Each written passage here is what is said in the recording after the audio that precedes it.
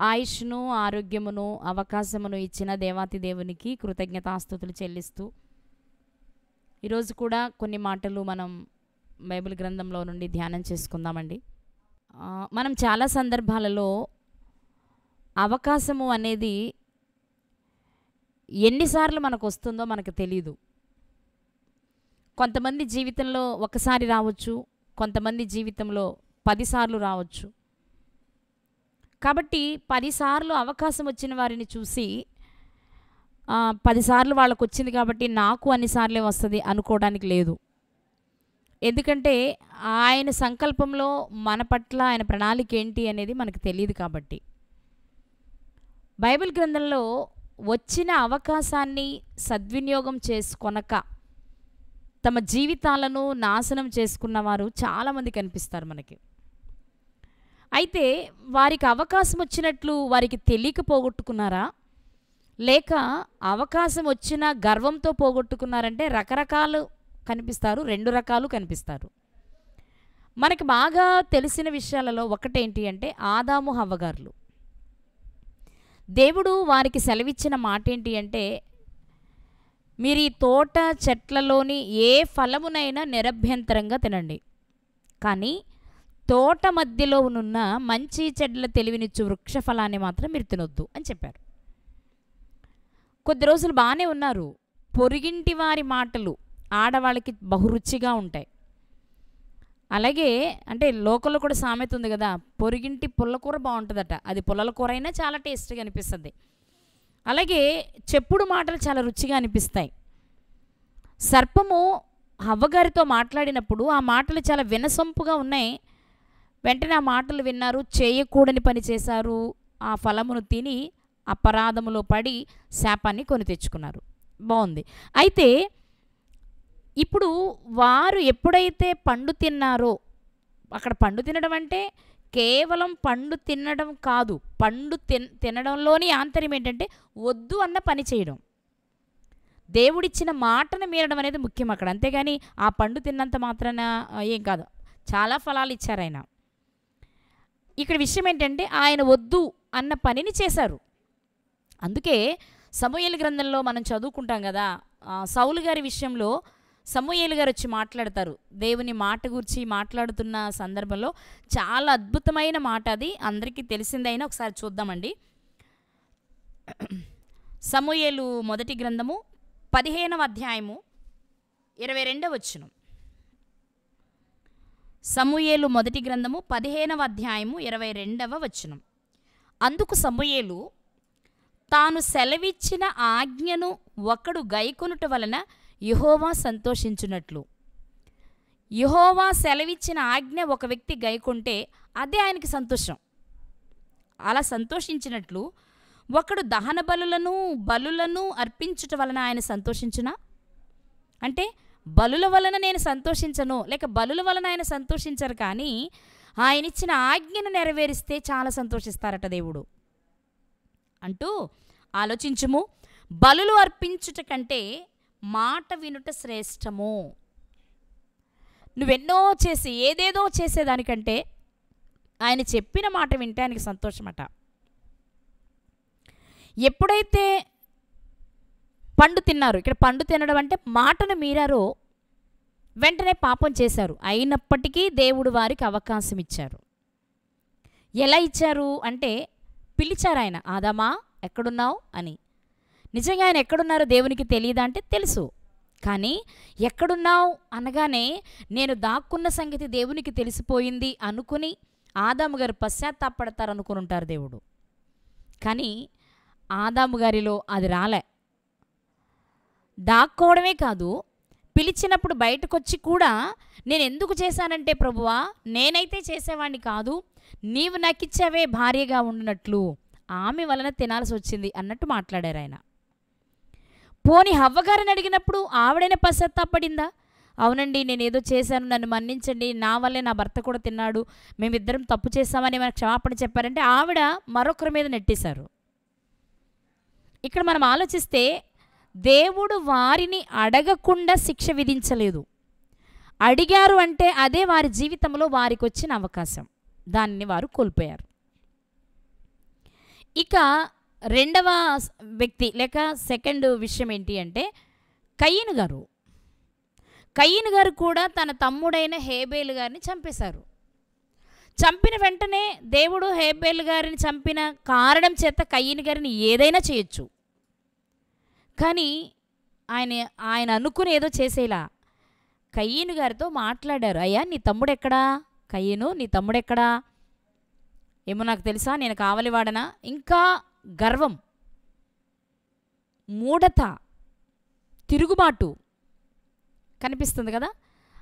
నా తమ్ముడితో గొడవ పడ్డానండి, అనుకోకుండా ఏదో పొరపాటున తగలరాని చోట తగిలింది, చనిపోయాడు, మన్నించు ప్రభువా, నా తమ్ముడి చావుకి నేను కారణమయ్యాను అని బ్రతిమలాడుంటే ఎలా ఉండేదో. నా తమ్ముడికి నేను కావలివాడనా అన్నాడు. అప్పుడు దేవుడు, నువ్వు చంపావు కదా, నీ తమ్ముని రక్తం యొక్క స్వరము నేలలో నుండి మొరపెడుతుంది అని దేవుడే చెప్పారు. ఇక్కడ కయీను గారు చేసిన తప్పుకి వెంటనే దేవుడు పనిష్మెంట్ ఇవ్వాల అవకాశం ఇచ్చారు. ఎక్కడా అని అడిగినప్పుడే సరి చేసుకుంటే బాగుండేది. ఇలా మనం చూసుకుంటూ వెళ్తేనండి, ఆకాను గారు, మీరు దోపుడు సొమ్మే శపితమైన దానిలో నుంచి దేన్ని తెచ్చుకోకూడదు అని చెప్పారు. ఆయన చిన్న చిన్నవి తెచ్చుకున్నారు, దాచిపెట్టారు. హాయి పట్టణం మీదకి యుద్ధానికి వెళ్ళి ఓడిపోయినప్పుడైనా ఆయన వచ్చుంటే యెహోషువ గారి దగ్గరికి వచ్చి, అయ్యా మీరు సెలవిచ్చారు కానీ పొరపాటు జరిగింది, నేను ఇవి కొన్ని వస్తువులు తీసుకున్నానని తిరిగి ఇచ్చేస్తే అలా ఉండేదో. వాళ్ళు యుద్ధానికి వెళ్ళి యుద్ధంలో ఓడిపోవడానికి కారణం ఏంటి అని యెహోషువ గారు ప్రార్థన చేసి మోకరించి ఆ తర్వాత చీట్లు వేసిన వాటిలో ఒక్కొక్క అంటే గోత్రము, వంశము, కుటుంబము అలా తీసుకుంటూ వచ్చి పట్టుకుంటే కానీ ఆకాను గారు దొరకలేదు. ఇంత పరిస్థితి ఎందుకు?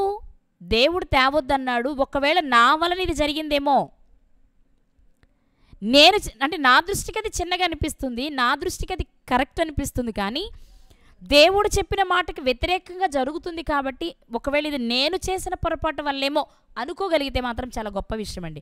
ఈరోజు చిన్నపిల్లలతో మాట్లాడుతున్నప్పుడు సామెతల గ్రంథంలో ఒక మాట చూసా, చాలా బాగుంది అనిపించింది నాకు. సామెతల గ్రంథము 14వ అధ్యాయం 8వ వచనంలో చక్కని మాట కనిపించింది. సామెతల గ్రంథము 14వ అధ్యాయం 8వ వచనంలో, తన ప్రవర్తనను కనిపెట్టి ఉండుట వివేకుల జ్ఞానమునకు లక్షణమట. తన ప్రవర్తన కనిపెట్టి ఉండుట. నేను ఎలా ఉన్నాను, నేను ఏం చేశాను, నేను చేసింది కరెక్టేనా, నేను చేసింది తప్ప, ఒకవేళ తప్పైతే ఇప్పుడు నేను ఏం చేయాలి అని ఏ వ్యక్తి అయినా తనకు తాను తనలోనికి తాను చూసుకొని సరిచేసుకోవాలి.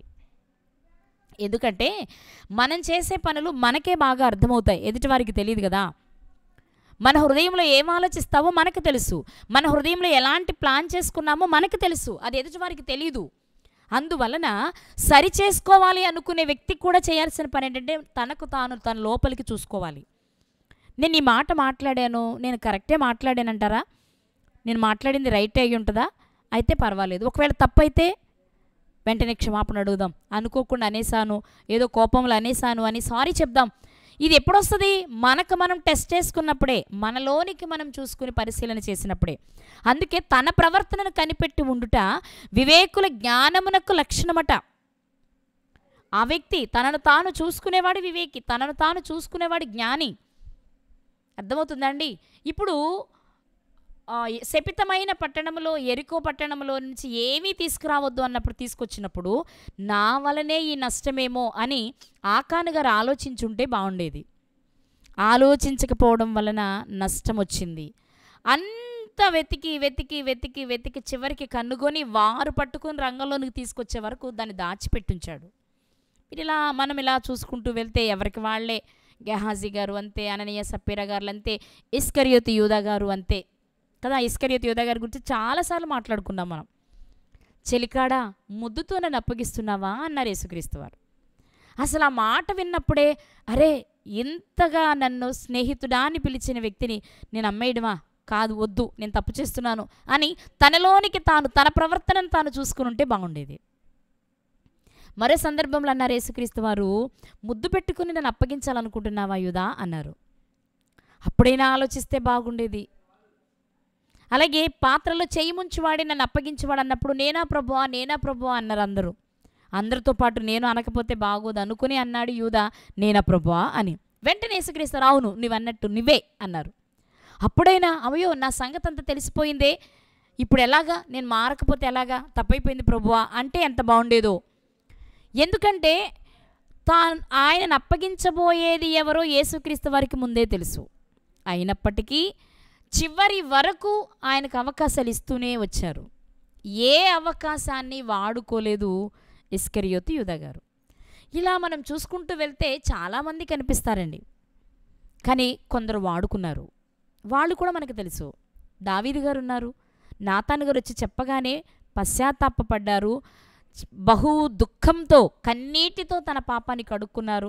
ఆ సమయంలో తానేం కోల్పోతారో దానిని కోల్పోకుండా ఉండాలంటే ఏం చెయ్యాలో 51వ కీర్తన రాశారు. ఆయన సరి చేసుకున్నారు. తప్పు చేశారు మనిషి కాబట్టి, కానీ నువ్వు చేసింది తప్పు అని దేవుడు ఒక ప్రవక్త ద్వారా విషయాన్ని తెలియచేసినప్పుడు వెంటనే తెలుసుకొని సరి చేసుకున్నారు ఆయన. అలాగే పేతురు గారు ఉన్నారు. ప్రభువా చావవలసి వచ్చినా సరే నేను వదలను అన్నారు. పేతురు ఈ రాత్రి కోడి కుయ్యకు మునిపే నేను ఎరుగనని చెప్తావయ్యా, నువ్వు ఎందుకు ఓ డంబాలు పలుకుతున్నావు అన్నారు. లేదు ప్రభువా నేను అస్సలు ససేమిరా అన్నాడు. కానీ నిజంగానే కోడి కూసేటప్పటికే ఆయన పలికారు. కానీ అక్కడ జరిగింది ఏంటంటే సిగ్గుపడి దాటిపోలేదు, అక్కడి నుంచి వెళ్ళిపోలేదు. కానీ ప్రభు నాతో చెప్పింది నా జీవితంలో జరిగింది అని పశ్చాత్తాపపడి కుమిలిపోయి ఏడ్చాడండి. ఈ రాత్రి దేవుడు మనతో మాట్లాడుతున్న విషయం ఏంటంటే ప్రతి ఒక్కరికి దేవుడు అవకాశం ఇస్తారు. మనుషులం కాబట్టి మన చుట్టూ ఉన్న సమాజం రకరకాల పరిస్థితుల్లో ఉంటుంది కాబట్టి ఆ పరిస్థితుల ప్రభావం మన మీద కూడా పడుతుంది కాబట్టి పొరపాటు చేయడానికి అవకాశం ఉంది. కానీ దేవుడు అవకాశం ఇచ్చినప్పుడు వాడుకోవడం మనకు రావాలి. ఇంకేం వెళ్తాంలే, ఇంక మనం ఏం వెళ్ళగలంలే అనుకుంటే మన జీవితం ముగిసిపోద్దండి. అదే కదా ఇస్కరియోతు యూదా గారి జీవితంలో జరిగింది. ఒకసారి ఇస్కరియోతు యూదా గారిని పేతురు గారిని దగ్గర పెట్టుకుందాం మనం. ఎందుకంటే వారిద్దరూ యేసుక్రీస్తు వారి దగ్గర శిష్యులుగా బ్రతికిన వారే. ఇద్దరు పొరపాటు చేశారు. ఇప్పుడు అయ్యో నిరపరాధ రక్తమును అప్పగించి నేను పాపము చేశానే అన్నారు కదా ఇస్కరియోతు యూదా గారు. అన్న ఆయన వెంటనే ప్రభు దగ్గరకు వస్తే, లేదా అక్కడే మోకరించి ప్రార్థన చేసి కన్నీరు విడిచి దేవుని సన్నిధిలో ఒప్పుకుంటే మరోలా ఉండేది కదా. కానీ ఆయన ఏం చేశారు? నేను అప్పగించి పాపము చేశాను అన్నారు కానీ ప్రభు దగ్గరికి రాలేకపోయాడు. పరిగెత్తుకుంటూ పోయాడు ఉరి పెట్టుకోవడానికి. అది తప్పు. అదే పేతురు గారు పశ్చాత్తాపపడ్డారు. ఆయన కూడా వెళ్ళిపోవచ్చు. ఇంకెందుకు, ఏ ముఖం పెట్టుకుని నేను ఆయన దగ్గరికి వెళ్ళను, ఏ ముఖం పెట్టుకుని నేను ఆయన చూడను, ఇంకేం వద్దు అనుకునుంటే పేతురు గారి జీవితం మరోలా ఉండేది. ఇక్కడ ఏంటంటే మన జీవితంలో మనుషులుగా పొరపాట్లు జరిగినా మనం చేసింది పొరపాట మంచిదా అనేది మనకు మనమే చూసుకోగలం.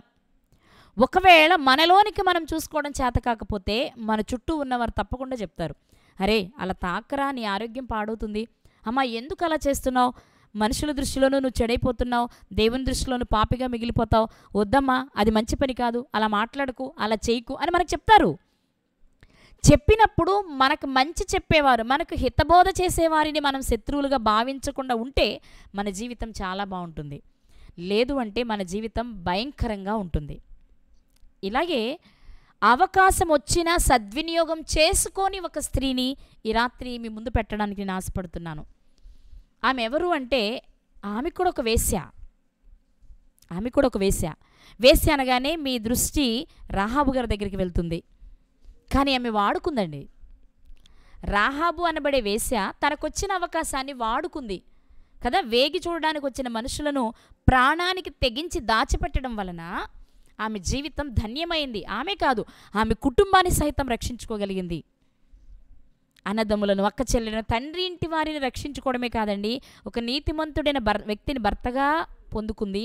అలాగే ఒక నీతిమంతుడైన కుమారునికి జన్మనిచ్చింది. ఒక యథార్థవంతురాలైన కోడల్ని పొందుకోగలిగింది.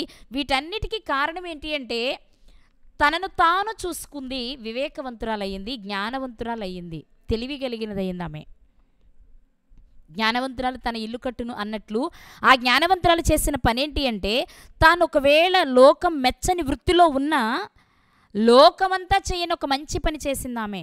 దేవుడెవరు, దేవుని గొప్పతనం ఏంటి, ఆ దేవుని ఎలా తెలుసుకోవాలి, ఆ దేవుణ్ణి తెలుసుకుంటే వచ్చే లాభం ఏంటో తెలుసుకుని ఆ దేవుణ్ణి స్వరక్షకునిగా లేక ఆ దేవుణ్ణే తనకు సహాయకుడిగా నమ్మి తన జీవితాన్ని తన కుటుంబాన్ని కాపాడుకున్న స్త్రీ రాహాబు గారు.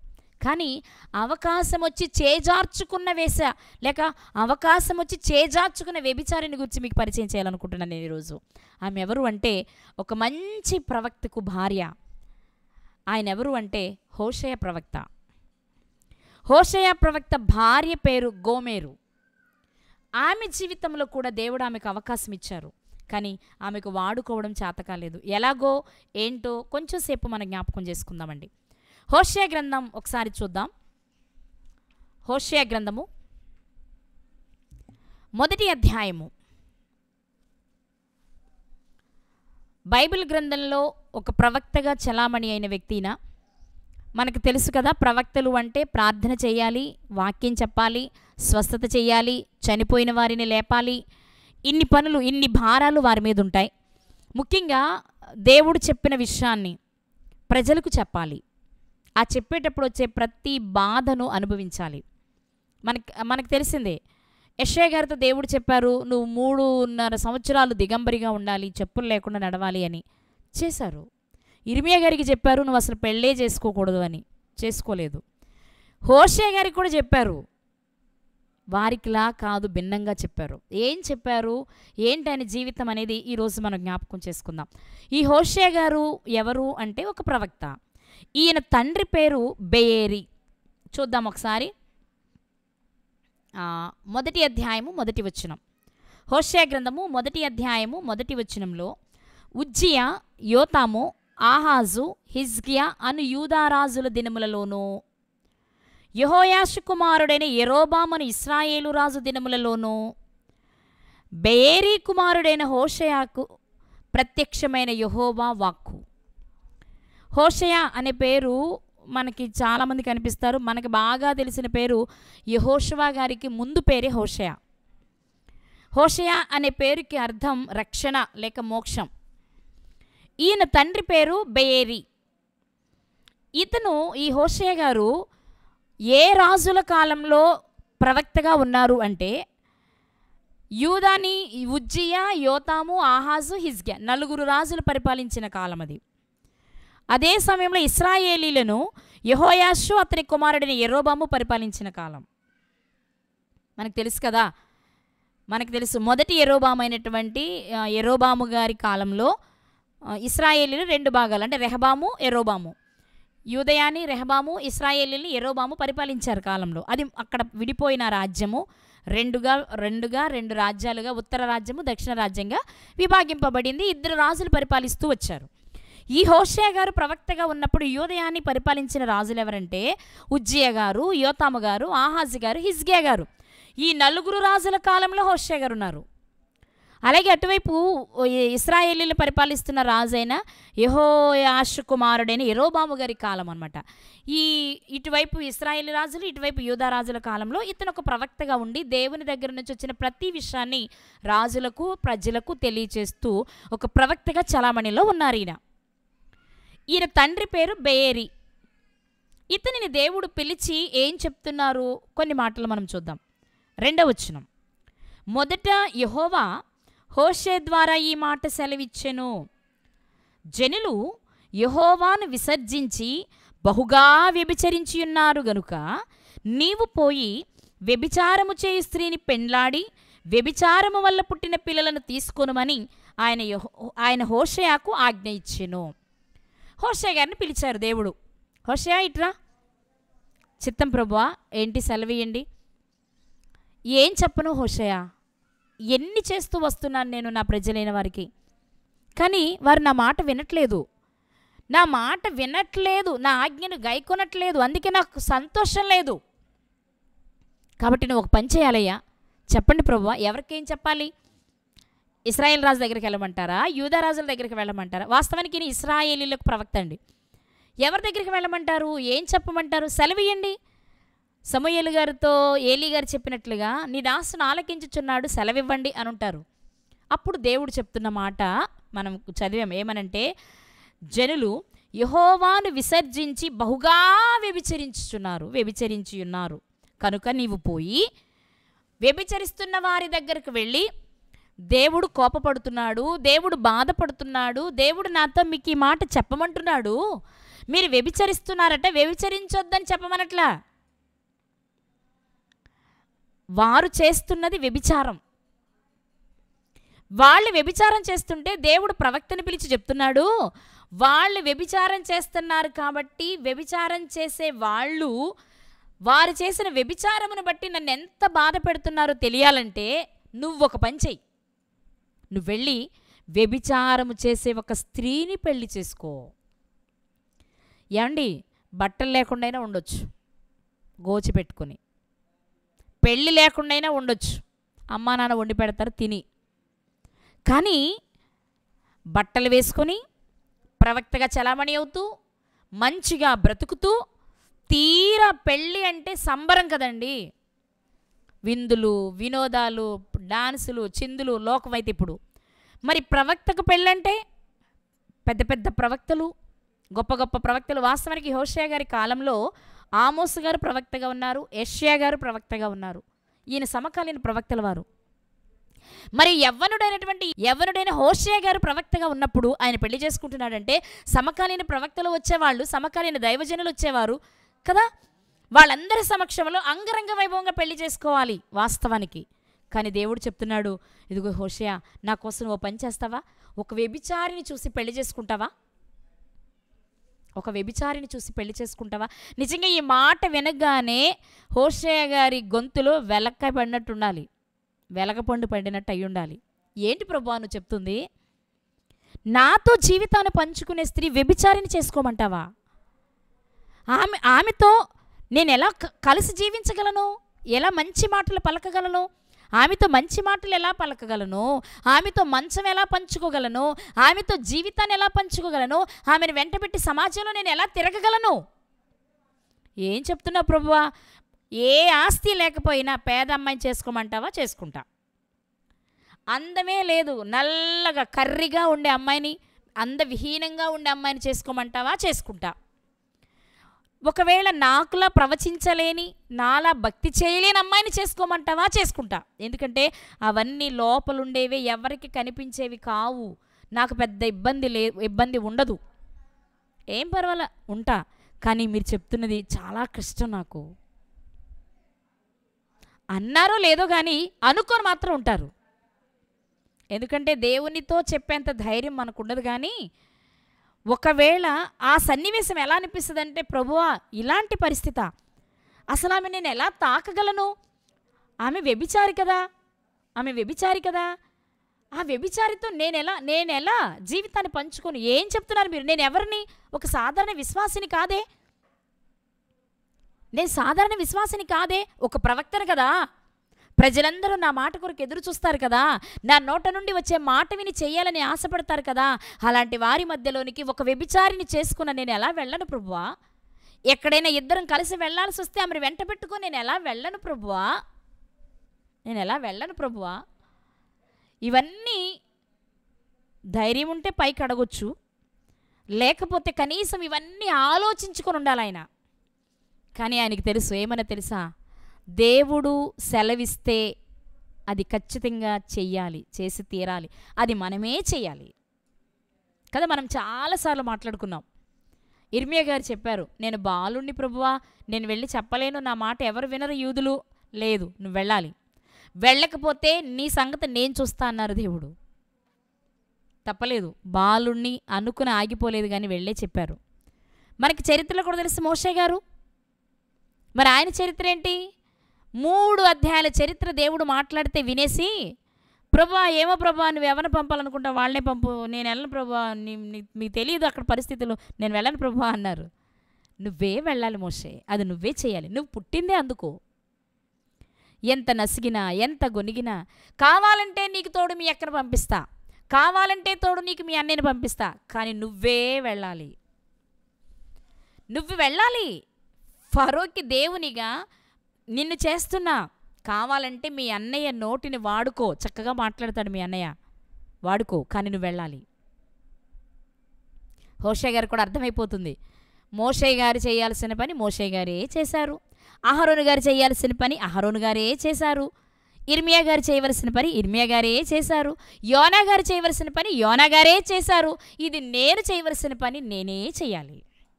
అంటే నేనెంత అరిచి గీ పెట్టినా వ్యభిచారిని నేను పెళ్లి చేసుకోక తప్పదు. నేను వ్యభిచారిని పెళ్లి చేసుకోక తప్పదు అని అర్థమైన తర్వాత ఆ రాత్రంతా చాలా ఆలోచించుంటారు కదా హోషే గారు. ఎక్కడికి వెళ్ళాలి, ఏ స్త్రీ దగ్గరికి వెళ్ళాలి? ముందే వ్యభిచారిని చేసుకోమని చెప్పారు కదండి. ఎవరో ఆమె చెప్పలేదు, ఈయనే వెళ్ళి వెతుక్కున్నాడు. మనం చూస్తే మొదటి అధ్యాయము 2వ వచనం చివరి నుండి మనం చదువుకుంటే, వ్యభిచారము చేయు స్త్రీని పెండ్లాడి వ్యభిచారము వల్ల పుట్టిన పిల్లలను తీసుకొనుము అని ఆయన హోషేయకు ఆజ్ఞ ఇచ్చెను. కాబట్టి అతడు పోయి దిబ్లయీము కుమార్తె అయిన గోమెరును పెండ్లి చేసుకునేను. ఇక్కడ కొంచెం సేపు ఆగి మనం ఆలోచన చేద్దాం. దేవుడు చెప్పారు, నువ్వు వ్యభిచారిని పెళ్లి చేసుకో, ఎందుకంటే నా ప్రజలు వ్యభిచరిస్తున్నారు, అది వారికి అర్థం కావాలంటే ఒక వ్యభిచారి నువ్వు చేసుకొని మోడల్గా చూపించాలి, వెళ్ళి చేసుకో అన్నారు. ఆ మాట వినగానే చాలా కష్టంగా అనిపించుంటుంది, మింగుడు పడుండదు ఆయనకి, కానీ తప్పదు. ఆయన ఆజ్ఞాపించారు, సెలవిచ్చింది యెహోవా, తప్పదు అనుకున్నారు. ఆయన వెంటనే బయలుదేరి వ్యభిచారిని సెలెక్ట్ చేసుకోవడానికి వెళ్ళారు. ఈయన వ్యభిచారిని చూసుకోవడానికి వెళ్ళినప్పుడు చాలామంది వ్యభిచారులు ఉండుంటారు కదా, చాలామందే ఉండుంటారు. వేసలు వ్యభిచారులు ఆ రోజుల్లో బాగానే ఈ రోజుల్లో కూడా ఉన్నారనుకోండి, ఆ రోజుల్లో బాగానే ఉండేవారు. కాబట్టి ఈయన వెళ్ళాడు. ఇప్పుడు ఈయనే వెళ్ళి సెలెక్ట్ చేసుకోవాలి, వ్యభిచారుల్లో నుంచి ఒక ఆమెను సెలెక్ట్ చేసుకోవాలి. ఈయన వెళ్ళినప్పుడు అక్కడ ఆ ఏరియాకి వెళ్ళినప్పుడు ఆ ఏరియాలో వ్యభిచారులు ఎవరో కనుక్కొని ఆ వ్యభిచారులలో ఎవరో ఒకరిని సెలెక్ట్ చేసుకున్నప్పుడు ఈయనకు దొరికిన, ఈయన జీవితంలోనికి వచ్చిన ఆ వ్యభిచారి ఎవరు అంటే దిబ్లయీము కుమార్తె అయిన గోమెరు. దిబ్లయీము కుమార్తె అయిన గోమెరు చూసుకున్నారు, చేసుకున్నారు, తెచ్చుకున్నారు. నిజంగా ఆమెను చూసినప్పుడు కానీ, ఆమెను వివాహం చేసుకున్నప్పుడు కానీ ఆమెతో జీవితాన్ని పంచుకోలే. ఇలా మాట్లాడుతున్నాను ఏమనుకోవద్దు మీరు. ఎన్నో కలలు కనుంటారు కదా హోషే గారు. ఎందుకంటే ఆయన ఒక ప్రవక్తగా ఎంపికయ్యారు అంటే చిన్ననాటి నుండి భయభక్తులతో పెరుగుంటారు కదా, దేవునితో సహవాసం కలిగిన వ్యక్తి అయి ఉంటారు కదా. మరి అలాంటప్పుడు అంత మంచి వ్యక్తి ఏం ఆలోచిస్తాడంటే, నా జీవితంలోనికి నా జీవిత భాగస్వామిగా వచ్చే అమ్మాయి భౌతికంగా అందంగా ఉన్నా లేకపోయినా ఆధ్యాత్మిక సౌందర్యం కలిగిన అమ్మాయి అయి ఉండాలి, నాతో ఈక్వల్గా ప్రార్థన చేయగలగాలి, నాతో ఈక్వల్గా పాటలు పాడగలగాలి, నాతో ఈక్వల్గా ప్రసంగాలు చేయగలగాలి, నేను ఎక్కడికి వెళ్ళినా నా వెంట వచ్చేదై ఉండాలి, నాకు సహకారి అయి ఉండాలి అని ఎన్నో కలలు కనుంటారు హోషే గారు. కానీ దేవుడు ఒక వ్యభిచారిని చేసుకోమంటే ఆమెకి ఏం తెలుసు, ఏమొచ్చు? రాహాబు గారిలాగా దేవుని గూర్చి ఎరిగిన వ్యక్తి అంటే, అంత ఎరిగిన వ్యక్తి అయితే మళ్ళీ వెళ్ళిపోయేది కాదు కదా, మళ్ళీ వెళ్ళిపోయేది కాదు. అంటే ఈమెకు దేవుడంటే భయం లేదు, సమాజం అంటే భయం లేదు, పెద్దలంటే భయం లేదు. విచ్చలవిడి జీవితం. ఈమె జీవితం ఎలాంటిది అంటే విచ్చలవిడి జీవితం. తనకిష్టమైనట్టు బ్రతకడానికి ఇష్టపడిన స్త్రీ. ఓకే, అలాగే అయినా నేను అనుకుంటున్నా హోషే గారు అక్కడికి వెళ్ళుంటారు. వాళ్ళలో ఎవరో ఒక స్త్రీని చూసుకున్నారు, ఒక ఆమె దగ్గరికి వెళ్ళారు. అమ్మా, మరి దేవుడు నాకు సెలవిచ్చారు నిన్ను పెళ్లి చేసుకోమని, నిన్ను వివాహం చేసుకుంటాను, వస్తావా అని అడుగుంటారు. అప్పుడు ఆమె కనిపించుంటుంది, అంటే ఇది ఊహసుమ మనకి. అప్పుడు ఆమె కనిపించుంటుంది, ఏమో నేను ఒక వ్యభిచారిని, అసలు నన్ను ఎవరు పెళ్లి చేసుకుంటారా అనుకున్నాను నేను. పెళ్లి కొడుకే వెతుక్కుంటూ నా కొరకు వచ్చాడు, మంచిది, నాకంటూ ఒక భర్త ఉన్నట్టు సమాజానికి కనబడతా. లోపల ఎన్ని వేషాలు వేసినా పర్వాలేదు, సమాజం దృష్టిలో నాకు పెళ్ళయింది అనిపించుకోవచ్చు, నాకు పిల్లలున్నారు అనిపించుకోవచ్చు అనుకుని హోషే గారి జీవితంలోనికి వచ్చి ఉంటుంది ఆమె. అనుకుని వచ్చిందండి, మారు మనసు పొంది రాలా, లేక వచ్చాకైనా మారాలి అనుకోవట్లా. ఇక్కడ గోమెరు గారి జీవితాన్ని జాగ్రత్తగా పరిశీలన చేస్తే ఎక్కడో ఒక మూల ఆమె విషయంలో దేవునికి ఒక ప్రణాళిక ఉండుంటుందేమో. ఏమండి, ఒక వ్యభిచారికి, బాగా వినాలి మీరు, ఒక వ్యభిచారి మరొక వ్యభిచారిని చేసుకోవడంలో వింతలేదు. ఒక వ్యభిచారి ఒక అవిశ్వాసిని పెళ్లి చేసుకున్నా పర్వాలేదు, కానీ ఒక వ్యభిచారి ఒక ప్రవక్తను పెళ్లి చేసుకునే అవకాశం వచ్చింది అంటే అంతకంటే ఏం కావాలి? నిన్నటి వరకు లేక పెళ్లి చేసుకునే క్షణము వరకు తాను ఎంత భయంకరమైన జీవితాన్ని జీవించినా ఇప్పుడు సరి చేసుకునే అవకాశం తనకు వచ్చింది. హోషేయ గారి జీవితంలోనికి రాగానే నేనేంటి, నా జీవితం ఏంటి, నా స్థితి ఏంటి, నాకు ఇలాంటి వ్యక్తి భర్తగా దక్కడం ఏంటి, ఏంటి ప్రభువా నా పట్ల నీకున్న ప్రణాళిక అడగాలి దేవుణ్ణి కదండి. నిన్నటి వరకు నా పరిస్థితి ఏంటి, నా తండ్రి నాకేం ఎదురు చెప్పలేకపోయాడు, నా తల్లి నాకేం చెప్పలేకపోయింది, నా తోబుట్టులు నాకేం చెప్పలేకపోయారు, నాకు నచ్చిన బ్రతుకు నేను బ్రతికా. అంటే తన కుటుంబం ఎలాంటిదో మనకు తెలియదు కదా, తండ్రి పేరు మాత్రమే వ్రాయించారు దేవుడు. కుటుంబం ఎలాంటిదో మనకు తెలియదు, చెప్పగలిగిందో చెప్పలేందో మనకు తెలియదు. కానీ ఒకవేళ నిన్నటి వరకు ఎవరూ నీకు చెప్పలేకపోయినా నీ జీవితంలో వివాహం అనేదే ఒక అద్భుతమైన సంఘటన. వేశ్యల్ని వ్యభిచారుల్ని తెలిసి ఎవరు పెళ్లి చేసుకుంటారండి? పెళ్ళయిన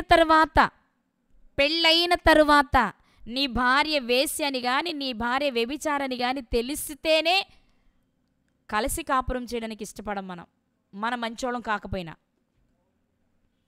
మన మంచోళం కాదు, కానీ మన భార్య వేశ్యని కానీ వ్యభిచారని కానీ మనకు తెలిస్తే తట్టుకోలేం, ఉంచుకోలేం, మన మంచివాళ్ళం కాకపోయినా. కానీ అతను ఒక మంచి వ్యక్తిని, భయభక్తులు కలిగిన వాడని, దేవుని దగ్గర నుండి దర్శనాలను చూడగలిగిన వాడని, ప్రజలకు ప్రవక్తగా ఉన్నాడని, రాజులు సహితం అతన్ని పిలుస్తారని, గొప్ప గొప్ప రాజుల ముందు నిలబడి దేవుని మాటలు చెప్పే ఉన్నత స్థాయి కలిగిన వ్యక్తి తనకు భర్తగా వస్తున్నప్పుడు నిజంగా ఎంత ఏడ్వాలో దేవుని పాదాలు పట్టుకున్నావిడ. ప్రభువా ఏంటి నా జీవితం, కనీస విశ్వాసం కూడా లేని స్త్రీనే నేను, చెడిపోయిన స్త్రీనే నేను, నా జీవితంలో ఒక గొప్ప ప్రవక్తని నాకు భర్తగా ఇచ్చావా, ఇక నా జీవితాన్ని మార్చుకుంటాను నేను, వెనుకకు చూడను నేను, పాత రోత జీవితాన్ని ఈ క్షణమే విడిచిపెట్టేస్తున్నా, నా జీవితంలోనికి ఒక అద్భుతమైన వ్యక్తిని నాకు భర్తగా ఇచ్చారు, అందుకు మీకు కృతజ్ఞతలు అని చెప్పి ఆ భర్తకు అనుకూలమైన జీవితాన్ని జీవించాలి. గోమేర్ గారు అనుకూలమైన జీవితాన్ని జీవించాలి. ఎందుకంటే ఆ అదృష్టం కొందరికే వస్తుంది.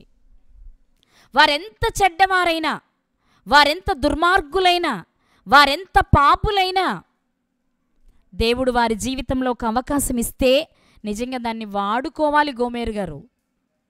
కానీ వాడుకోలేకపోయారండి.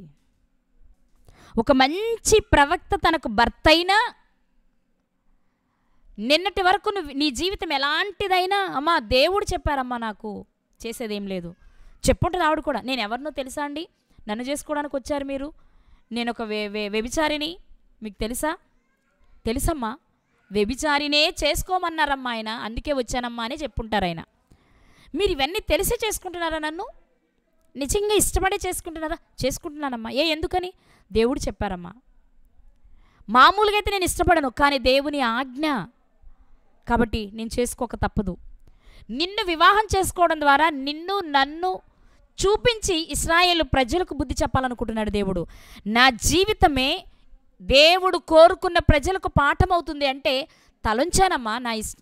నా మనసంతా ఆయనకు అప్పగించి, మామూలుగా అయితే ఎవరు ఇష్టపడం, ఆయనకు కూడా ఇష్టం ఉండదు, కానీ దేవుడు చెప్పారు కాబట్టి కష్టాన్ని కూడా ఇష్టంగా చేసుకుని గోమేరు గారిని తన జీవితంలోనికి ఆహ్వానించారండి హోషేయ గారు. రైట్, నేను అంటాను అప్పటి వరకు ఎలాంటి పరిస్థితుల్లో ఉన్నా వన్స్ హోషేయ గారి జీవితంలోనికి వచ్చిన తర్వాత గోమేరు గారు వెంటనే తన బ్రతుకు మార్చుకుంటే అద్భుతంగా ఉండేది. రాహాబు గారిలా అద్భుతంగా ఉండేది, కానీ మార్చుకోలేదండి. అలాని మార్చుకోలేదు కాబట్టి వదిలిపెట్టేద్దామంటే దేవుడు ముందే చెప్పారు, నువ్వు వ్యభిచారిని పెళ్లి చేసుకోవడమే కాదు, ఆ వ్యభిచారి వలన కూడా పిల్లల్ని కనాలి. మీకు ఇక్కడ ఒక మాట మీరు చదివేటప్పుడు, వ్యభిచారము చేయి స్త్రీని పెండ్లాడి వ్యభిచారము వల్ల పుట్టిన పిల్లలను తీసుకొనుము అని కనపడుతుంది. వ్యభిచారము వలన పుట్టిన పిల్లలను తీసుకొనుము అంటే మనకు డౌట్, ఏంటి మరి వ్యభిచారం వల్ల పుట్టడం అంటే ఈయన దగ్గరికి వచ్చేసాక ఏంటా అని. ఈయన దగ్గరకు వచ్చినా వెళ్ళుంటుందేమో. 1, 2 ఇక్కడ ఉద్దేశం మనం అర్థం చేసుకోగలిగితే, ఒక వ్యభిచారితో నువ్వు కాపురం చేయడం వలన పుట్టే పిల్లలు అనే అర్థాన్ని తీసుకోవాలి.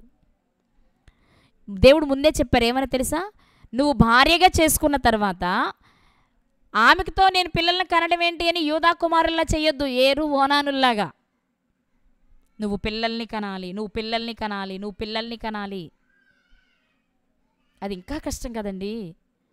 పోని పెళ్ళంటే ఏదో తాళి కట్టి ఇంట్లోకి తెచ్చి ఏదో ఒక మూలను పెట్టి రోజు భోజనం పెట్టేసి ఏదో చేసేయచ్చు. కాదు, పిల్లల్ని కనాలంట. పిల్లల్ని కనాలంటే యాంత్రికంగా యంత్రాలా పనిచేస్తే కుదురుద్దా? ప్రేమ ఉండదా? కావాలిగా. అంటే ఇప్పుడు దేవుడు చెప్తున్న మాట ఏంటో తెలుసా, ఆమె వ్యభిచారిని తెలిసినా నువ్వు ఆమెను ప్రేమించు. ఇది దేవుడు ముందే చెప్తున్న మాట సుమా. దేవుడు చెప్పాడు కాబట్టి హోషే గారు చేస్తున్నారు. లేకపోతే ఎవరు వ్యభిచారులను పెళ్లి చేసుకోరు. ఒకవేళ అలా చేస్తే వాళ్ళు కూడా వ్యభిచారులై ఉండాలంతే, ఎవరు చేసుకోరు. ఇక్కడ మనం గమనిస్తే వచ్చిందామె ఈయన జీవితంలోనికి. వచ్చిన తర్వాత ఇక్కడ మీరు గమనిస్తారండి, హోషే గారు ఒకవేళ మాట విన్నప్పుడు ఎంత బాధపడ్డారో, లేక మాట విన్నప్పుడు ఎంత ఏడ్చారో, కానీ ఒక నిర్ణయానికి వచ్చిన తర్వాత ఆమెను ప్రేమించడం ప్రారంభించారు. కానీ ఆ ప్రేమ విలువ ఆమెకు అర్థం కాలేదు. ఆ ప్రేమ విలువ ఆమెకు అర్థం కాలేదు. అయినా ప్రేమించారు. ఆమె వలన 3 పిల్లలను కన్నారు. ఒకసారి చూద్దాం 3వ వచనం. హోషే గ్రంథము 1వ అధ్యాయం 3వ వచనంలో, ఆమె గర్భవతి అయి అతనికి ఒక కుమారుని కనగా యెహోవా అతనితో ఇలాగూ సెలవిచ్చెను, ఇతనికి యెజ్రెయేలని పేరు పెట్టుము. ఇతనికి యెజ్రెయేలని పేరు పెట్టు. పేరు వెనుక ఒక కారణం ఉంది. యెజ్రెయేలులో ఉన్నటువంటి యెహూ, ఇశ్రాయేలును పరిపాలించిన యెహూ నాకు నష్టాన్ని, కష్టాన్ని, బాధను కలిగించాడు.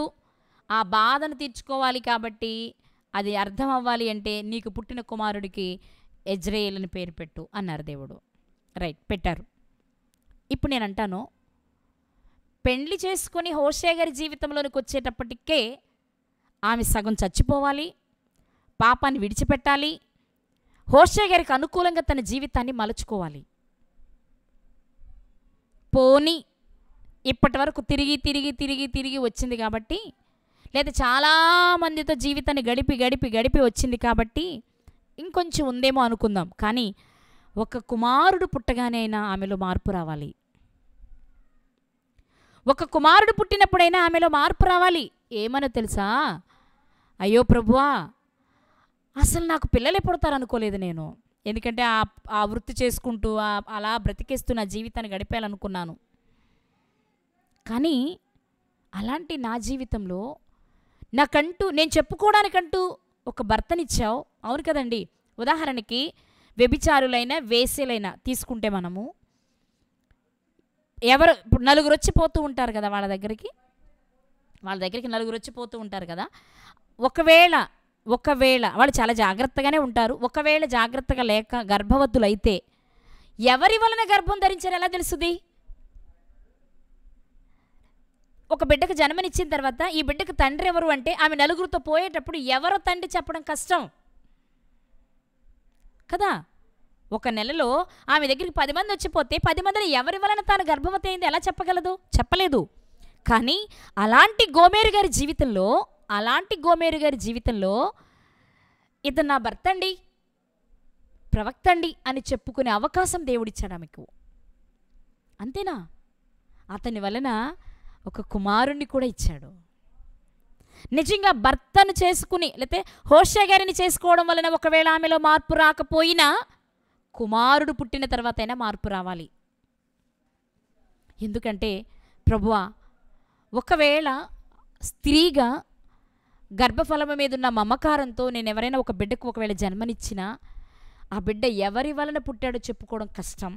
ఒకవేళ చెప్పుకున్నా ఆ వ్యక్తి తండ్రిగా చలామణి అవ్వడం కష్టం. ఒకవేళ తండ్రి ఒప్పుకున్నా ఆ తండ్రికి కనుక ఇంకెవరైనా పిల్లలు ఉండుంటే ఒకవేళ వాళ్ళ వలన వచ్చే ఇబ్బందులు చాలా రకాలుగా ఉంటాయి. మనకి యెఫ్తా గారు తెలుసు కదా, గిలాదు గారు ఒక వేశ్యను కూడితే పుట్టినవారే యెఫ్తా గారు. అప్పుడే కదా యెఫ్తా గారిని తన అన్నలు గిలాదు గారి కుమారులు ఏం చేశారు, మా తండ్రితో నీకు సంబంధం లేదు పొమ్మని తమరేశారు. అంటే గోమెరు గారు వివాహం చేసుకోవడం గొప్ప విషయమైతే అతని వలన ఒక కుమారుడు కలిగినప్పుడైనా తన జీవితంలో మార్పు రావాలి. నేను ఎంత భ్రష్టురాలని, ఎంత దౌర్భాగ్యురాలని, నా జీవితంలో అసలు మంచి అనేదే లేకపోయినా దేవుడు ప్రేమించి ఒక మంచి వ్యక్తిని నాకు భర్తగా ఇచ్చాడు, ఇక నేను మరలా వెనుకకు చూడకూడదు. 2, మంచి భర్తే కాదు మంచి కుమారుని కూడా ఇచ్చాడు కదా. మగపిల్లలంటే బహు ప్రీతి కదా జనాలకి కదండి, దేవుడిచ్చే స్వాస్థ్యం కదా అది. అవును దేవా, నాకు భర్తనే కాదయ్యా కుమారుని కూడా ఇచ్చావు. ఆ కుమారుని చూస్తున్నప్పుడైనా, ఆ కుమారుడి ముఖం చూసినప్పుడైనా గోమెరు గారిలో ఆలోచన రావాలి. ఏమన్నా తెలుసా, ఇక నేను ఎలాంటి తప్పు చేయకూడదు. ఎందుకంటే రేపు నా బిడ్డ పెరిగి పెద్దవాడైతే తోటి పిల్లలతో ఆడుకోవడానికి వెళ్ళినా, స్కూల్కి వెళ్ళినా, బయట ఎక్కడికి వెళ్ళినా వాళ్ళ తల్లిదండ్రులను గొప్పగా చెప్పుకోవాలి అంటే నేను నా పొరపాట్లన్నీ నా బిడ్డకు తెలియక మునిపే వదిలేయాలి. పలానా వేసి కొడుకట అని నా బిడ్డను చూసి చెప్పుకోక మునిపే ఆమె చాలా మారిపోయిందంట అని చెప్పుకునే స్థాయికి రావాలని అనుకోవాలి గోమెరు గారు. ఎందుకంటేనండి తల్లిదండ్రుల జీవితాన్ని బట్టి ఆ ప్రభావం పిల్లల మీద బాగా ఉంటుంది. తల్లి దొంగైనా, తల్లి వ్యభిచారైనా, తల్లి స్వార్థపరాలైనా, లేకపోతే తల్లి జగడగుండైనా, తల్లి బూతులాడేదైనా, వీటిలో ఏ లక్షణం ఉన్నా మీ అమ్మ ఇలా అంట కదా అంటారు, అదే తండ్రికి ఉన్నా మీ నాన్న ఇలా అంట కదా అంటారు. నిజమది, మీ అందరికీ తెలిసిందే, కొత్తగా ఏం చెప్పక్కర్లా నేను. మనం చేసే పనులను బట్టి మన పిల్లలను మాట్లాడుతున్నప్పుడు మంచి పని అయితే చాలా సంతోషిస్తారు, కానీ అది మంచి పని కానప్పుడు వారు పొందే హృదయ వేదన చాలా భయంకరంగా ఉంటుందండి, చాలా భయంకరంగా ఉంటుంది. మీ అమ్మ ఇలా చేసిందట ఆగలేక, మీ నాన్న ఇలా చేశాడట ఇప్పుడు నీతులు చెప్పొచ్చావా నువ్వు అన్నప్పుడు ఆ పిల్లల గుండె తరుక్కుపోద్ది కదా. ఓకే, తెలియక చేసి ఉండొచ్చేమో, కానీ నీ పిల్లలకు తెలిసే నాటికి నువ్వేం చేయాలి, నీ స్థితిని మార్చుకోవాలి. అలానే ఏం మార్చుకుంటానండి, నా భర్త అలాంటి వాడే అనడానికి లేదు గోమెరు గారికి లేదండి. తన భర్త నీతిమంతుడు, తన భర్త ప్రవక్త, తన భర్త దేవుని ఎరిగినవాడు, తన భర్త భయభక్తులు కలిగినవాడు, తన భర్త 10 మందికి చెప్పేవాడు. అప్పుడు మారాలి. పోనీ అప్పుడు కూడా మారలేదు, ఒక కుమారుడు పుట్టిన తర్వాత అయినా మారాలి, అప్పుడు కూడా మారలేదు. ఇప్పుడు మరలా ఏం జరిగింది, 6వ వచనం, పిమ్మట ఆమె మరలా గర్భవతి అయి కుమార్తెను కనగా యెహోవా అతనికి సెలవిచ్చినదేమనగా, దీనికి ఇంకో పేరు పెట్టి కూతురికి ఏంటో తెలుసా, లోరుహామా అనగా జాలి నొందనిది అని పేరు పెట్టు. జాలి నొందనిది అని పేరు పెట్టు. ఎందుకంటే ఏమండి ఇక్కడ మీరు చాలా జాగ్రత్తగా గమనించాలి. ఒక కుమారుడు పుట్టేశాడు, తర్వాత మరలా కుమార్తె పుట్టింది. ఓకే, 2వ సంతానం. ఆ పాపను చూసినప్పుడైనా గోమెరు గారిలో ఆలోచన రావాలి కదా, అయ్య బాబోయ్ నేను ఇంత ద్రోహం చేస్తున్నాను, నేను ఇంత చెడిపోయిన దాన్ని, సరే నా జీవితం అంటే అయిపోయింది, మరి నాకు మరలా కూతురు పుట్టింది, రేపు నా కూతురు నాలా తయారైతే ఎలా, సమాజం ఏమంటది అని ఆలోచించాలి కదా. అప్పుడు కూడా ఆలోచన రాలా. ఒక కుమారుడు పుట్టాడు రాలేదు, మరొక కుమార్తె పుట్టింది రాలేదు, 3వసారి మరలా కుమారుడు పుట్టాడు. మీరు ఆ మాట చూసినట్లయితే 8వ వచనం, లోరుహామా జాలి నొందనిది పాలు విడిచిన తర్వాత తల్లి గర్భవతి అయి కుమారుని కనినప్పుడు యెహోవా ప్రవక్తకి సెలవిచ్చినదేమనగా, మీరు నా జనులు కారు, నేను మీకు దేవుడినై ఉండను గనుక లో అమ్మి నా జనము కాదని ఇతనికి పేరు పెట్టుము అన్నారు. మరలా కుమారుడు పుట్టారు, 2 కొడుకులు 1 కూతురు. ఎవరికి, హోషేయ గోమెరు గారులకు. ఏమండి, నీతిమంతుడైన భర్త 3 పిల్లలు పుట్టిన తర్వాతైనా ఆమెలో మార్పు రావాలి కదండి. ఇంకేముంది జీవితంలో? పెళ్ళైపోయింది, పిల్లలు పుట్టేశారు. ఇంక 4 రోజులు పోతే వృద్ధాప్యం. ఇంక 4 రోజులు పోతే వృద్ధాప్యమే.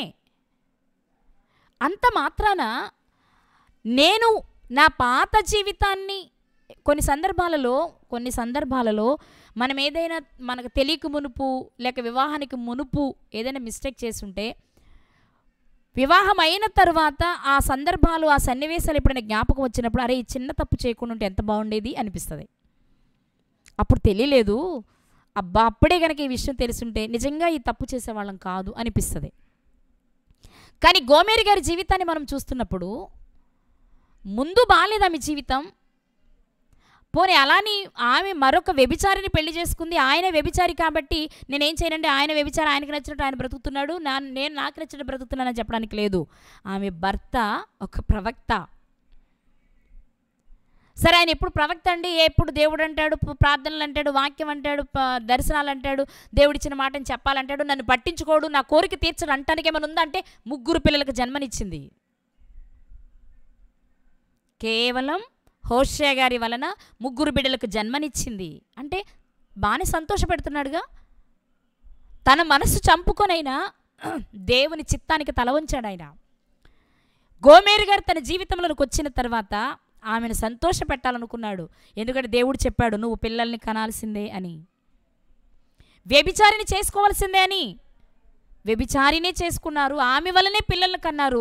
ఒక నీతిమంతుడు అలాగే చెక్క ముక్కుపచ్చలారని అందమైన 3 బిడ్డలకు జన్మనిచ్చిన గోమెరిలో మార్పు మాత్రం రాలేదండి.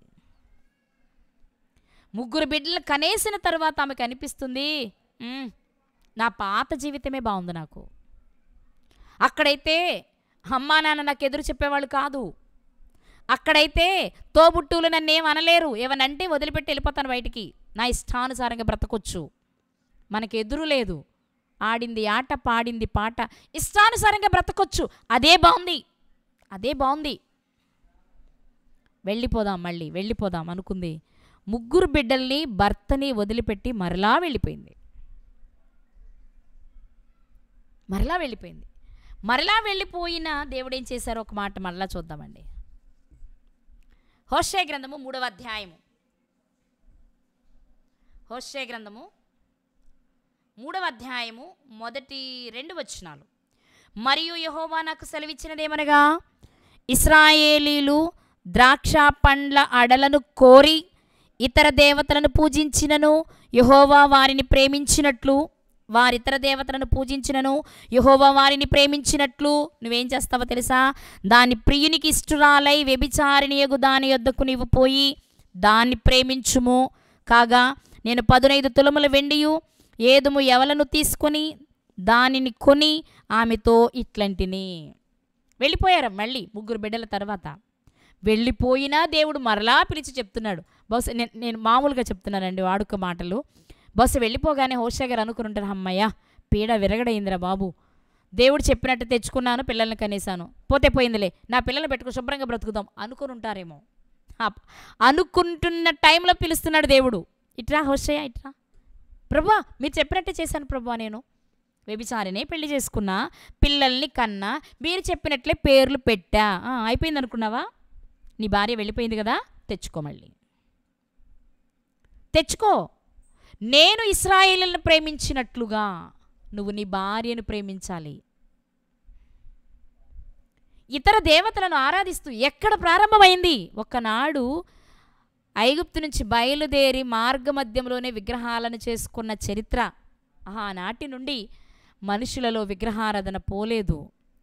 నన్ను విడిచి ఇతర దేవతలను వారు ఆరాధిస్తున్నారు. ఇతర దేవతలతో ఆత్మీయ సంబంధమైన వ్యభిచారం చేస్తుంటే నేను ప్రేమించట్లే ఇశ్రాయేలీల్ని, నువ్వు ప్రేమించు అంటే ఇక్కడ మీరు అర్థం చేసుకోవాల్సిన విషయం ఏంటంటే దేవుడు ప్రేమించమన్నాడు, కానీ ముందే చెప్పాడు ఆయన వ్యభిచారినే పెళ్లి చేసుకోమని. ఆవిడ వ్యభిచారే. మీకు విషయం చెప్పనా, ఆవిడ వ్యభిచారే. దేవుడు ఆమెకు మంచి అవకాశం ఇచ్చాడు. ఒక నీతిమంతుడిని భర్తగా ఇచ్చినప్పుడు ఆ భర్త సహవాసంలో ఆ భర్త దగ్గర ఉన్నప్పుడు తన బ్రతుకు మారిపోవాలి. అతని మాట చూసి, అతని పనులను చూసి, అతను పరిగెత్తే తీరును చూసి తన జీవితం మార్చుకోవాలి. అంతేగాని ఎప్పుడు దేవుడు దేవుడేనా, ఎప్పుడు ఇలాగే ఉంటావా, ఇలా ఉంటే ఇంక నన్ను పెళ్లి చేసుకోవడం ఎందుకు, ఎవడు చేసుకోమన్నాడు, నేను అక్కడే ఉంటే రోజుకొకరితో పోయేదాన్ని కదా. కాదండి, దేవుడు చెప్పారు ఆయనకి. ఆమె ఎన్నన్నా ఆయన భరిస్తూనే ఉన్నాడు.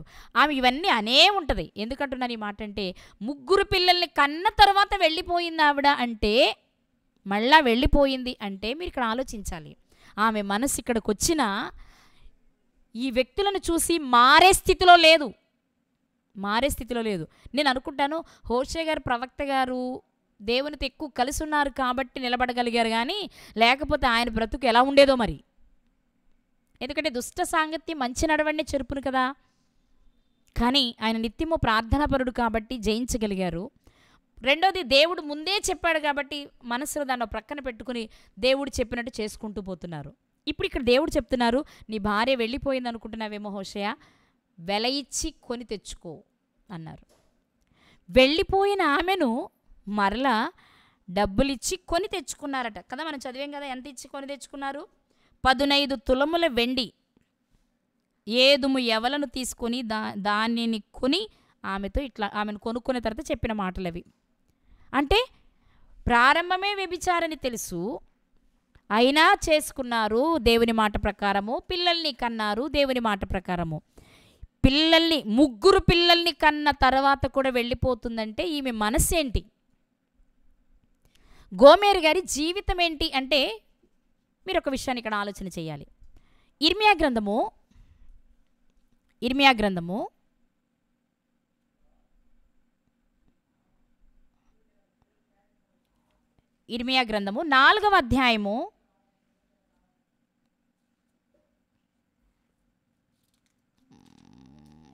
2వ అధ్యాయము 24వ వచనం. ఇర్మియా గ్రంథము 2వ అధ్యాయము 24వ వచనంలో, అరణ్యమునకు అలవాటు పడిన అడవిగాడిదవు, అది దాని కామాతురత వలన గాలి పీల్చును. ఇశ్రాయేలీలను తిడుతూనే, యూదులను తిడుతూనే దేవుడు ఇర్మియా గారి ద్వారా సెలవిచ్చిన మాట ఇది. తన ప్రజలతో మాట్లాడుతూ చెప్పిన మాట ఏంటో తెలుసా? మీరు ఎలాంటి వారంటే, అరణ్యానికి అలవాటు పడిన గాడిదలు, మీరు ఇళ్లలో ఎలా ఉండగలరు? ఉండలేరు. అంటే మీకేం కావాలి? సమస్తమునిచ్చి పోషించే నేను మీకు అక్కర్లా. అన్ని దేవతలు కావాలి, అన్ని ఆచారాలు కావాలి, అన్ని సంప్రదాయాలు కావాలి, వాళ్ళతో ముచ్చట్లు కావాలి, వాళ్ళతో వియ్యం కావాలి. అందుకే అరణ్యమునకు అలవాటు పడిన అడవిగాడిద మీరు అని చెప్తూ, ఎందుకు ఆ మాట అన్నారు అంటే, ఆయన అరణ్యమునకు అలవాటు పడిన అడవిగాడిదని ఎందుకన్నారంటే, అడవిగాడిద అంట ఎలాంటిదట, కామాతురత వలన గాలి పీల్చడం. గాలి పీల్చేటప్పుడు కూడా దానికి కామాతురత ఉంటుందట. కామాతురతనే గాలిగా పీల్స్తుందట. అంటే అణువణువు కామాతురతతో నిండిపోయిన స్వభావం అడవిగాడిది. అందుకే అది ఇళ్లల్లో మిగిలిన దొడ్లలో ఉండదు. అరణ్యానికి పరిగెత్తాలి, అక్కడ మెడచాచి నడవాలి, వారు చూపులు చూడాలి, దేవునికి ఇష్టం లేని కార్యక్రమాలని జరిగించాలి. అందుకే ఇశ్రాయేలు ప్రజలను దేవుడు తిడుతున్న మాట, యూదా ప్రజలను తిడుతున్న మాట, అరణ్యమునకు అలవాటు పడిన అడవిగాడిదవు నువ్వు అని. అలాగే పేతురు భక్తుడు కూడా చెప్తాడండి ఒక మాట. ఆ మాట కూడా ఒకసారి చూద్దాం. పేతురు గారు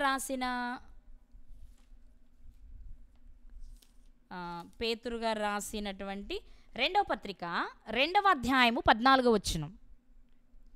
పేతురు గారు రాసిన 2వ పత్రిక 2వ అధ్యాయము 14వ వచనంలో, వ్యభిచారిణిని చూచి ఆశించుచు పాపము మానలేని కన్నులు గలవారు, అస్థిరులైన వారి మనస్సులను మరులు కొల్పుచు లోభిత్వమందు సాధకము చేయబడిన హృదయము గలవారును శాపగ్రస్తులునై ఉండి. ఇక్కడ భక్తిహీనుల గురించి మాట్లాడుతున్నప్పుడు దేవుడు సెలవిస్తున్న మాట ఏంటి అంటే, వ్యభిచారిణిని చూచి ఆశించుచు పాపమును మానలేని కన్నులు కలిగిన వారు అన్నారు. అంటే వ్యభిచారిని చూస్తే మానలేరు పాపాన్ని, పాత జీవితం గుర్తొస్తుంది, మరలా పాపము చేయాలి అనే ఆలోచన కలుగుతుంది అన్నమాట. ఇప్పుడు మనం ఇర్మియా గ్రంథంలో చదివిన మాటని, పేతురు గారు రాసిన పత్రికలో చదవబడిన మాటని తీసుకున్నట్లయితే, ఈ 2 లక్షణాలు కలిగిన వారు వారి దగ్గరకు ఎన్ని అవకాశాలు వచ్చినా వాడుకోవడం రాదు. వారికి ఎంతసేపు ఆ పాత జీవితమే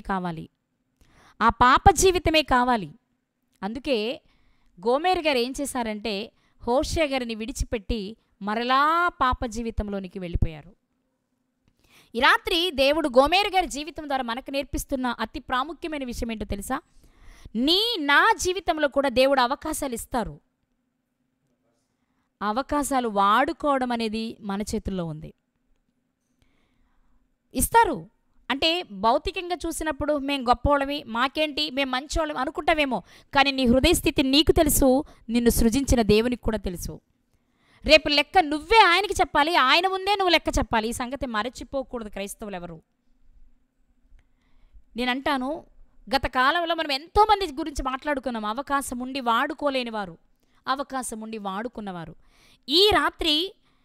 ఈ రాత్రి నేను మీతో మాట్లాడుతున్న విషయం ఏంటంటే, గోమెరు అనబడే ఒక ప్రవక్త యొక్క భార్య